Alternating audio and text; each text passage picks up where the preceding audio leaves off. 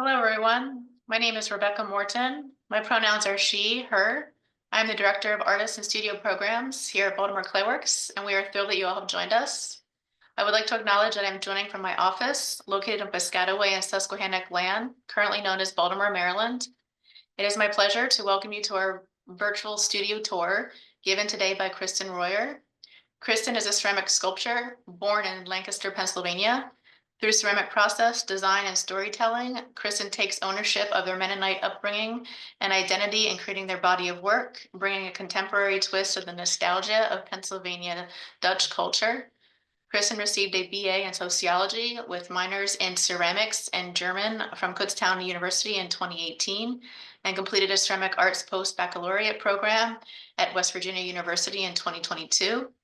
Kristyn has served as a resident artist at the Nampara Arts Cooperative in Morgantown, West Virginia, Ang Pottery in Baltimore, and Kutztown University in Kutztown, Pennsylvania, an intern at the Clay Studio in Philadelphia, Pennsylvania.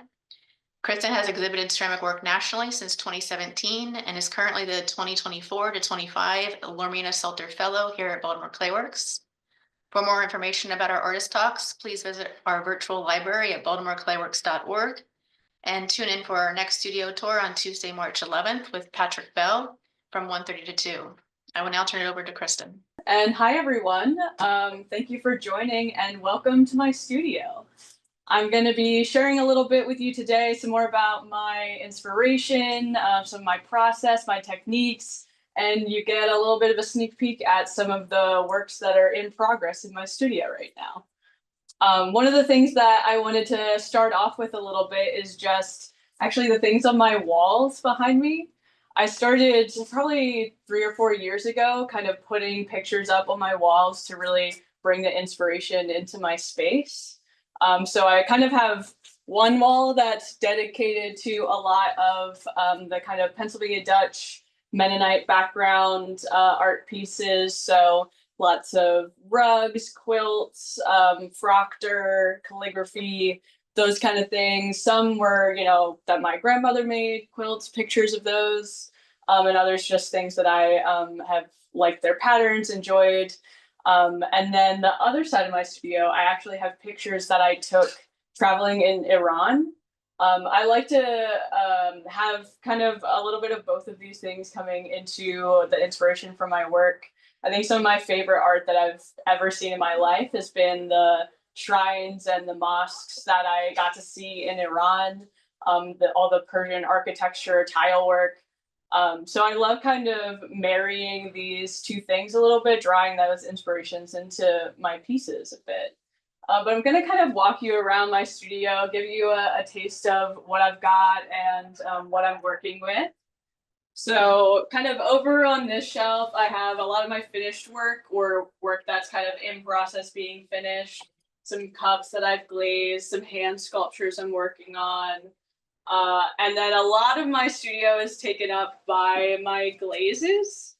I love mixing my own glazes. That's a really important part of the process for me.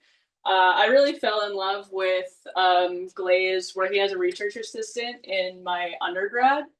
And that was really born out of a frustration of glazes. I felt like I ruined every piece that I made by glazing it, and I was just so tired of that feeling just repeatedly coming up. And I was like, I'm going to tackle this. I'm going to overcome this. And to do that, I need to get just really familiar with my materials. So I've done a lot of testing. I'll actually show you my little glaze container. I label all of my glazes by numbers and letters, and I know exactly what the colorants are that are in them. So this is my B1C3 glaze, which is this nice dark blue cobalt manganese combination. I'll show you a little test tile. So this is what the glaze comes out to be. Has a little bit of speckling from the manganese, but most of the colors kind of coming through from the cobalt. I know that B1 means that it's 0.25% cobalt, and C3 means that it's 1.5% manganese. So that's just how my brain works. I have to label all of these things, but I kind of keep them in my brain of just having this really intimate knowledge of my materials and like how that works together. I blend a lot of my glazes wet. I do a lot of wet mixing, which I actually end up doing with syringes. I have all these syringes in my studio that I use to kind of mix and formulate my colors. That's been a fun way to kind of experiment with color and experiment with color blends. I usually, most of my colors here, I have only 2 to 3 base glazes for. So most of the color is just coming out of one base glaze, and I can kind of play with the rainbow of colors within that. So that takes up a lot of my studio, my glazes, but then I also have, this shelf is where I've got a lot of my bisqueware and pieces that I'm about to bisque. You'll probably see a lot of plates on my shelves. So I'll show you, I'm working on this right now, a big wall installation. So I've been making these plates, which I use a homemade stamp for. I've really making my own stamps out of mist clay. I'll show you a stamp here. This is kind of a similar one to what I've been using for these plates. So I can kind of carve these lines or impress the lines while the clay is wet. And then once I bisque it, this is a great stamp to use. So then I can kind of create these shapes. I'm mostly working with slabs, but I kind of create these recessed areas that then I can put glazing to. So I'll show you a finished plate that I did. This one took me a really long time to glaze.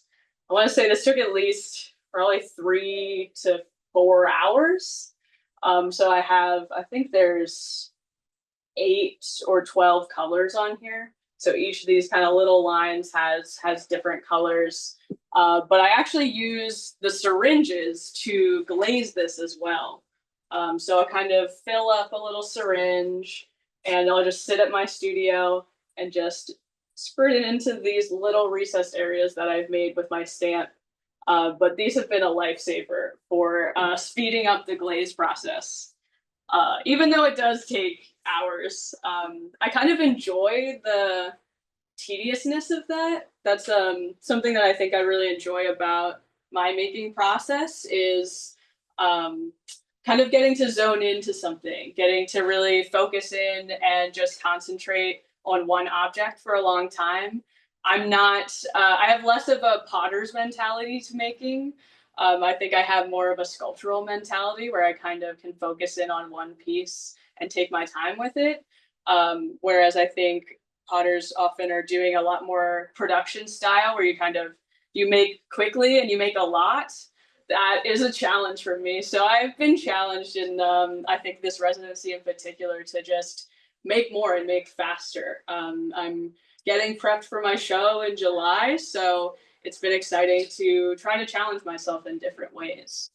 One of the ways I've been challenging myself is to make bigger. I'm often comfortable with at least my figure sculpture. I've done a lot more in the realm of kind of like my actual hand size. So that's, this piece that I made is pretty much a replica of my own hand.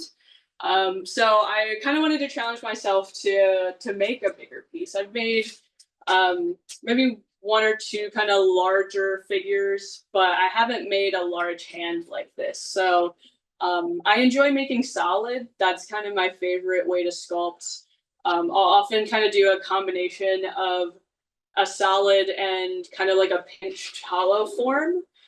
Depends on, what the size is, how I'm making. With this one right now, you can kind of maybe see a little bit. Some of these fingers I'm building out with pinching the form and kind of building a hollow piece on the inside.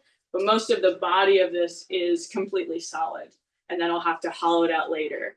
But I really enjoy that kind of process of being able to, one, really like dig into the clay. I'm someone who likes to kind of experiment as I'm making. I don't like to sketch, which I know is maybe a little controversial.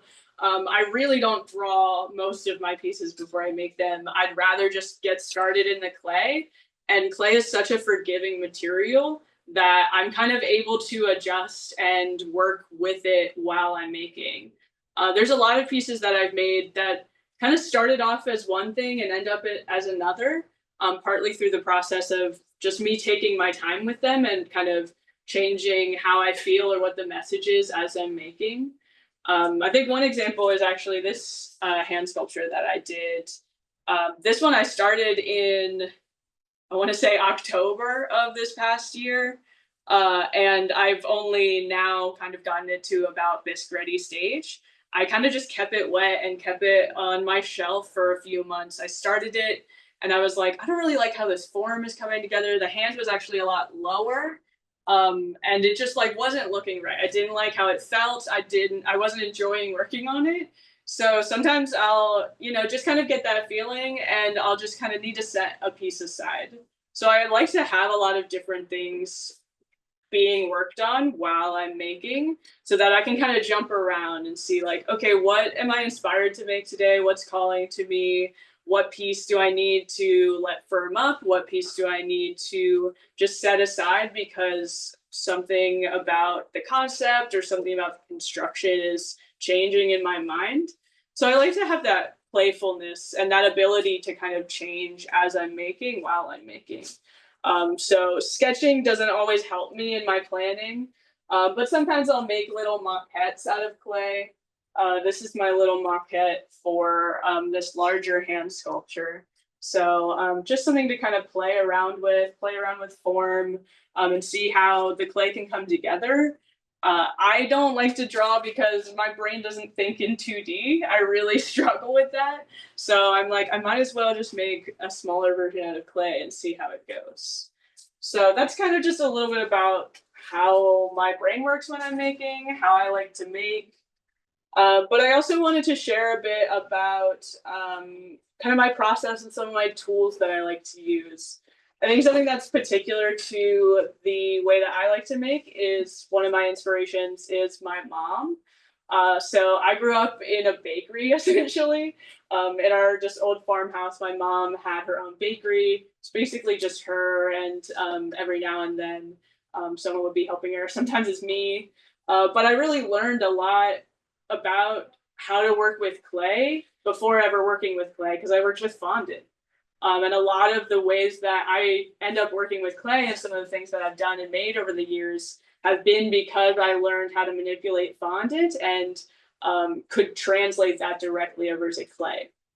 So some of the ways that I've done that, I'll show you these cups, a couple examples of these cups that I made. I again have really liked making my own stamps. So one of the ways that I did that was by getting some fondant tools. My mom is very gracious when she kind of doesn't like has a tool she doesn't really use anymore, or is just been doing different things. She'll give them to me, and then I get to experiment with them. So this was a fondant mat that my mom gave me back in high school. I used this for the first time to make like an intro clay pencil holder out of slabs, and I'm still using it to this day. So I made stamps out of this, both with plaster and with bisque clay, so that I could have the positive and the negative version of that pattern. For me, it depends on whether I'm using a lighter clay body or a darker clay body. I kind of end up liking the look of when the leaves have this darker outlined part to see the leaves, and then the lighter part is what's around them. So if I'm using, like this cup was made out of a brown stoneware with a white slip that I painted into the recessed areas after I stamped it. So if I'm kind of using a darker clay body, I'll maybe use one of the stamps. And if I'm using a lighter clay body with a dark slip, I'll use the other stamp. So it gives me a lot of variability. I can play with different clays. I can play with different color contrasts and see how I like a pattern with certain colors in a different way. So that's another way that I am able to kind of play with the work. Like I said, I like to use slabs. So I'll, for these cups, I cut myself a template just out of paper that I can reuse and just give me a form that I can create from just a regular slab. But I get a couple different tools, like fondant tools from my mom. This is another mat that I got that she would use. It's kind of like this lacy pattern. It's like a plasticky material, which is really nice because then I can clean it and reuse it. The other one is a foam, so I like that one less because I think the clay sticks to it a little bit differently, and it's easier to kind of tear it. Whereas this, I think, is a little stronger. So I made a stamp from this as well, and so you can kind of see with this cup the pattern that comes out, and this is the stamp that I made from that mat. So it's been fun to kind of experiment and bring different tools and techniques into my ceramic work. Another way that I've been able to do that I kind of recently unlocked for myself is piping with clay. It was something that I always wanted to try. I knew that people, would do slip trailing, which is a pretty common technique where you get your clay or your slip really wet and you have these kind of thin nozzle bottles that you can use. But, I grew up watching my mom piping with icing, and I was like, well, I know how to do that. How about I get my clay to the right consistency, to like an icing consistency, and then I can pipe with it. So some of these pieces I made, I really like wall work. So I do a lot of wall pieces. So this was probably of the three that I have here, this one's my favorite. I piped all of these kind of like diamond oval dots along the piece, and then a lot of this was hand carved. So I kind of like, at least with these, it's been nice to bring in a lot of different techniques and kind of combine them together. So I can roll a slab for this form, I can set it over a mold so it gets this kind of concave, convex form going on. And then I will use coils to build this outside rim. And then I actually will often use, whether it's cutters or stamps. These are also things that my mom would use in the bakery with fondant. This kind of helps me give an outline for shapes if I want to get a really uniform shape, like these ovals when I'm carving them. I can use the cutter and impress them along the entire edge. So I get my shape and then I can carve around it.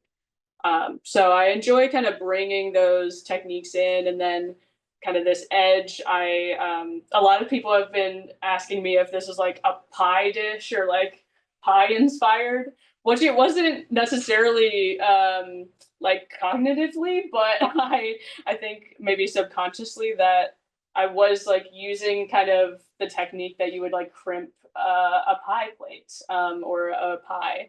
So yeah, it's been fun to kind of bring those personal elements and things that I, learned from my mom into my practice, especially because I'm making a lot of work that reminds me of my family and is important to me, and kind of keeping up some connection to my family heritage and tradition. So it's been special to also bring in techniques that kind of reflect that, both in the way I'm making and what I'm talking about with my work. So I have a couple different pieces here that I made different stamps for. So I just kind of wanted to show how I get like a pattern like this. I'll use multiple stamps. So this is kind of for those larger pinwheels. And then I have another stamp that's for the smaller ones. The fun thing about making stamps is that I can make as many as I want. It keeps the playfulness alive. Like I said, I can kind of keep experimenting as I'm going because there's so many different patterns I want to play with. And the way that I can play with color and the design brings like a lot of room for play and experimentation. And I never feel like I don't have enough ideas. Like I always have too many ideas.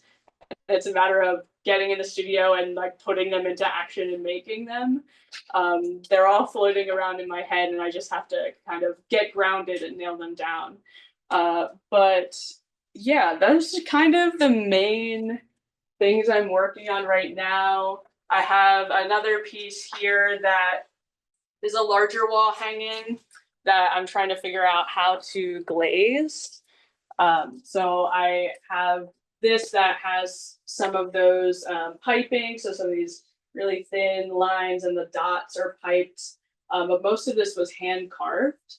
And then the kind of outside, this like faint pattern that you can see, I water etched it. So kind of used like wax resist. I actually often use Mod Podge to do a wax resist technique and then use slip to kind of create this light illusion of a pattern and a little bit with the wax will give it slight dimension. It's very subtle, but the glaze can pick that up. With laying onto a surface, it's always kind of falling into the spaces that are less dimensional.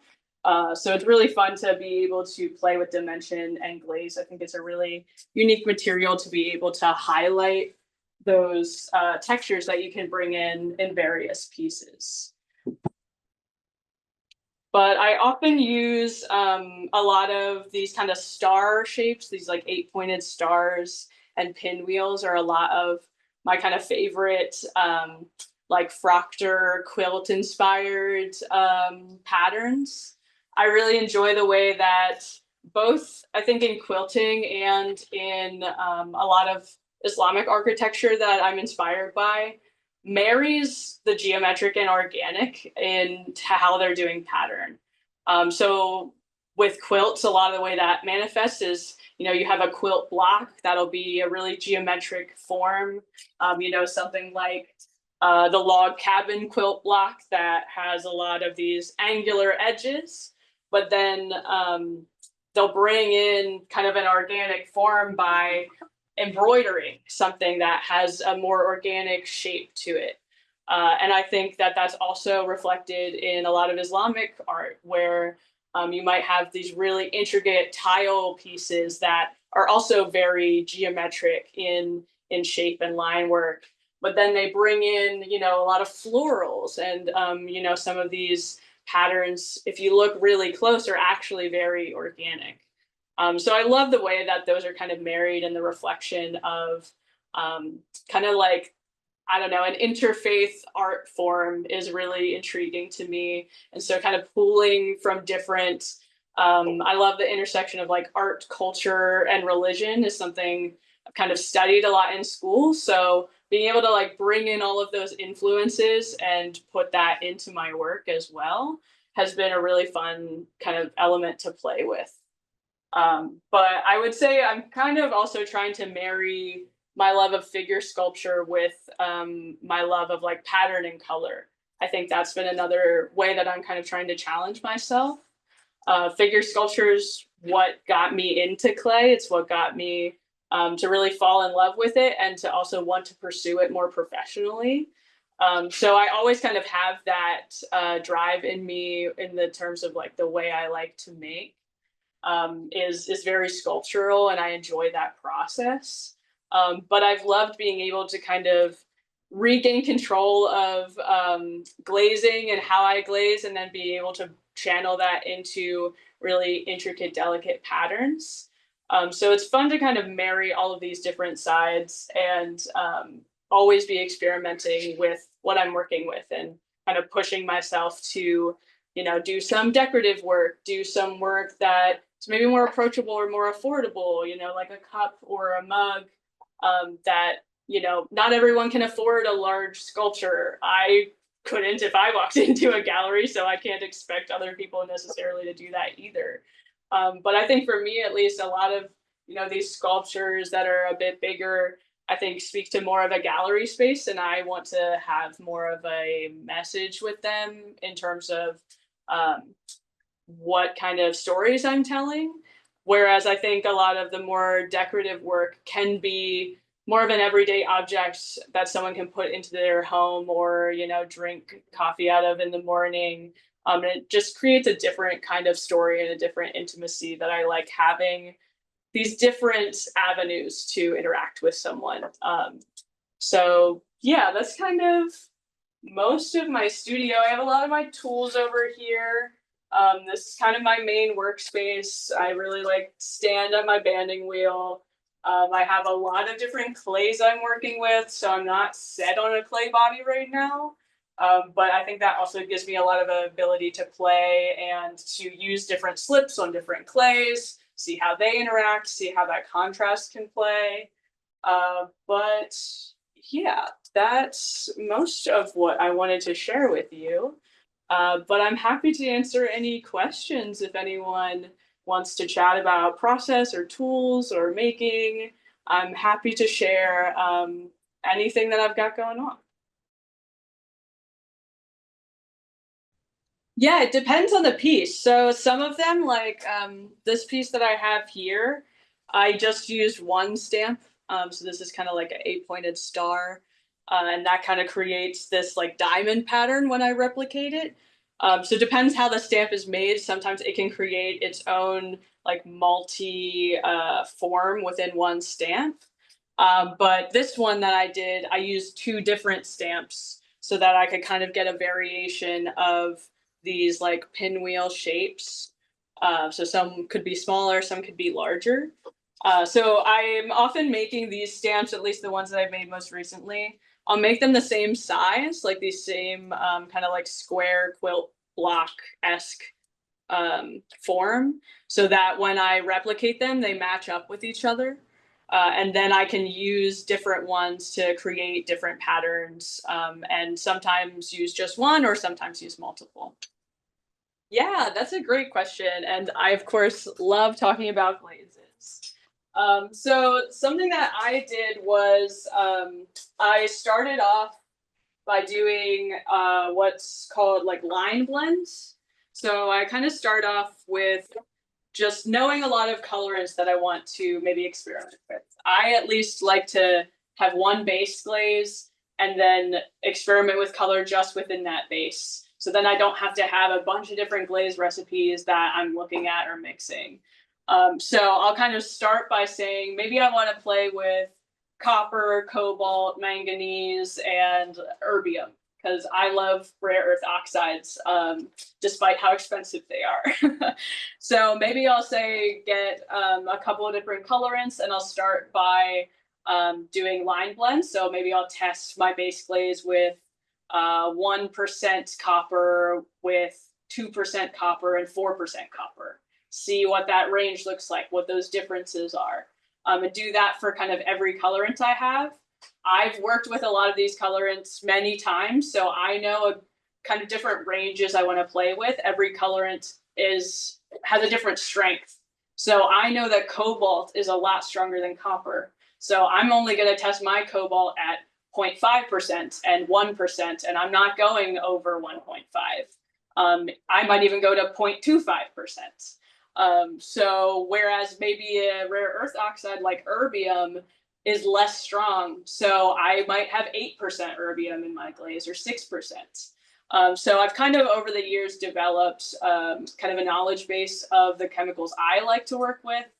But I'll kind of start by doing line blends, and then once I pick kind of the percentages that I like from those line blends, then I'll start doing a color run. And that's where the real fun begins, because that's when you mix your colorants together. So maybe I liked my cobalt at 0.5% and I liked my copper at 2%. What happens when I mix 2% copper with 0.5% cobalt? How do they interact with each other? And then I can kind of build out tests from there. So I kind of have like a ladder of different tests that I like to do and a process for it. I'm hoping that I might get to teach a class at Clayworks or a workshop where we go into glaze mixing and formulate our own glazes and colors and do really focus on the colorant side of it. I think that's my favorite part of glazes is really the color chemistry element. So yeah, I love all the glazes, so I could talk about that forever, but hopefully that answered a little bit of your question. I'm always hoping that maybe my work is like in conversation with some of these artists that I think are like way above my level, but I think a contemporary artist that I really love and got a lot of inspiration by is Raheli Filsufi. She's an Iranian American artist. I forget where she teaches now, but she's a professor. She has done a lot of interesting work with actually incorporating like sound or audio in ceramic, or even video in ceramic. So there have been some pieces that I'm kind of excited to have for my show that are honestly a lot of direct inspiration from pieces that I saw of hers and how she's one talking about culture and these intersections, for her as an Iranian American, bringing a lot of those conversations into her work and like seeing how she's reflecting herself in her work and like making that a conversation for other people to enter into who maybe have no experience with Iran or no experience with Islam. So to be able to kind of like see how she is creating conversation with culture and art and that intersection, and then just doing unique and creative things with the medium itself, bringing multimedia into ceramic. I think that is been really inspiring to me and is sometimes, in more of a traditionalist setting, I think ceramics is often very separate from technology. It is a very it's of the earth. It's such an old history. So much of the tradition is really rooted in this like 10,000 year history of the medium. So being able to kind of bring it into a more contemporary space, I feel like Raheli Filsufi has been someone I've been looking at a lot to kind of see what contemporaries are doing and talking about. So she's definitely way up there for me. I do not sell my glazes. I always like to share. So the one thing I don't share is my base glaze. That's something that I've formulated. I think a lot of people might do the opposite, where they'll give you their base glaze, but they won't tell you the colorants they use. I'm kind of the opposite. I like to talk about colorants and tell people the ranges I'm using because it's not going to be the same in their base glaze as it's going to be in mine. I also am probably going to reformulate my base glaze after my show. So there's, I'm kind of always changing a little bit with my glazes, but because it is, I think, a really personal part of my practice, I don't really sell them out to people. But I'm always happy to like share and talk about them and tell people essentially what's in my glaze without actually handing them the direct recipe. Yeah, so I would say for one, you can hand build pottery. There's not necessarily a distinction of um, it being pottery because it's on a wheel. I think pottery is more about what the object is and whether it's, quote unquote, utilitarian functional. So I will do hand built pottery, like the cups are all hand built. I can throw, it's just less enjoyable for me, to be honest. I felt limited by the wheel when I was, in my intro classes and learning. It was really calming and therapeutic, but I felt like I had to start with like, the cylindrical form. And it's like, maybe that's not what I want my starting point to be. So I felt like off the wheel, I had so much more freedom to just make whatever was in my head, especially because I was really getting into figure sculpture. And people definitely will throw on the wheel, alter it, and create figures from it. But that's just not a process that I do as much. So I'll do some pottery, but almost all of my stuff is hand built, handmade. In terms of clay, I'm using a couple different clay bodies right now. So this one I've been enjoying playing around with Standard's red stoneware. I want to say it's 308. I also have been using, there's a brown stoneware that Standard has. I want to say it's 800. It's like, I think it's called like Burke Brown or something like that. It's a little grittier than the red, but I really like how the red gives a warmth under my glazes. So I might end up sticking with that a little more. I also have a white stoneware that I've been working with that I got it for free, so I couldn't even tell you what it is. There's bags of it in my parents' garage right now that I will be picking up this weekend. But and then the last clay that I'm using is the I want to say buff stoneware from standard, I want to say it's like 550 or 553. And that has been really nice to work with for sculpture. That's actually what I built this wall hanging with. So I used that silver, but then I also painted some white slip on it. So that one doesn't come out. I mean, it's a buff stoneware, so it's not the bright white. I like the white to get my glazes to look, really bright and colorful. But using a slip, like a white or a porcelainous slip under it, still kind of gets that effect. So I'm often using darker stonewares or darker clay bodies, and then bringing in like a light white slip to kind of get that color contrast. I Right. haven't yet. I want to though. Admittedly, I haven't worked with like laying tile that much, like with the grouting process. I feel like I've been kind of avoiding it because I've never done it before. But it's a pretty simple process. So depending on how things come together for my show, I have a couple ideas of pieces that would be more like a tile mosaic grouted piece. So there's lots more that I'm hoping to experiment with, and that's definitely one of them. I do have a favorite tool, and it's just this little wooden stick. You can get tools like this in a lot of sculpture, like inter-sculpture kits. This in particular, this shape is really helpful for me. I often sand them down so they can get really thin on the ends, but this is mostly what I'm sculpting with. So I can kind of get really fine ridges with a tool like this, and it's almost like an extended finger, but it is just really skinny and can get kind of sharp edges. I like to have a curve to it. So one end is kind of straight and then the other end is curved. But yeah, if I have this and a needle tool, I'm almost set. A stamp like this was made with plaster.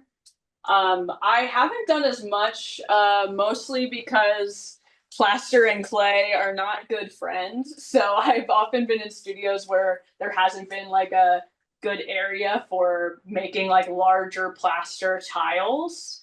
But that is a great way to, like mass produce kind of tile pieces, especially kind of from a stamping perspective. I'm also always kind of trying to balance with myself, like enjoying the process of making and creating the end product. So for me, a lot of the times I like enjoy the tedious elements of like hand stamping a piece with a little tiny stamp, and doing that 50 times is fun for me. Even if most people would like rip their hair out doing that. I like zoning in and doing something repetitive like that. But I could make a lot of my work probably faster by doing, making like a larger plaster kind of tile.